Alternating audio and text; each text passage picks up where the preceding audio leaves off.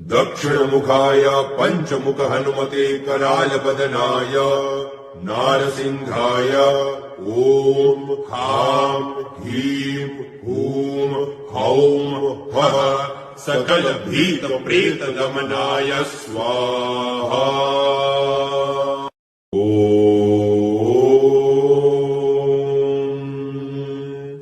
दक्षिणमुखाय पंचमुख हनुमते करालबदनाय नारसिंहाय ओम हां ह्रीं हूं हौं फः सकल भीत प्रेत दमनाय स्वाहा।